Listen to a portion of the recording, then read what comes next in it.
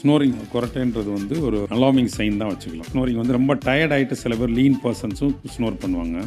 அதே சமயத்தில் இது வெரி காமன்லி சீன் இன் ஒபீஸ் பேஷண்ட். ஓவர் வெயிட்டாக இருக்கவங்க வந்து இந்த கொரட்டை அதிகமாக இருக்கும். அதோட இண்டிகேஷன் என்னன்னா we are having problem in our பாடின்னு அர்த்தம். அது வந்து ஓவர் வெயிட் உள்ளவங்க, அன்கண்ட்ரோல் டயபெட்டிக் இதெல்லாம் வரலாம். மெயினாக இது வந்து லங்ஸ் ப்ராப்ளம் உள்ளவங்களுக்கு இந்த மாதிரி அடிக்கடி வரலாம். ஸோ கொரட்டை விடுறது வந்து ஒரு டிஸ்டர்பன்ஸ் தான். நம்மளுக்கு இல்லைனாலும் பக்கத்தில் தூங்குறதுக்கு ரொம்ப டிஸ்டர்பன்ஸாக இருக்கும். ஸோ அது வந்து டிப் ஆஃப் ஐஸ்பர்க் மாதிரி. ஸோ கொரட்டையை நம்ம அனலைஸ் பண்ணுறதுனா அதுக்குன்னு ஸ்லீப் ஸ்டடி இருக்குது, அதை பண்ணணும். என்ன ரீசன்ஸ்னு ஃபஸ்ட்டு கண்டுபிடிக்கணும். அதுக்கப்புறம் அதுக்கு சில பைபாப் மிஷின்ஸ்லாம் அரேஞ்ச் பண்ணுறாங்க. சப்போஸ் ஓவர் வெயிட் ஆனீங்கன்னா வெயிட் ரெடியூஸ் பண்ணணும். இல்லைனா சிம்பிள் மெத்தட் வந்து நைட்டில் வந்து உங்கள் ஸ்லீப்பை பிரேக் பண்ணுங்கள். ஒரு 12 o'clock 1 o'clock போல் எழுந்திரிச்சு ரெஸ்ட் ரூம் போயிட்டு தண்ணி குடிச்சு திரும்பி படுத்திங்கன்னா பிரேக் த ஸ்லீப் சம்டைம் இந்த கொரட்டை வந்து அவாய்ட் பண்ணலாம்.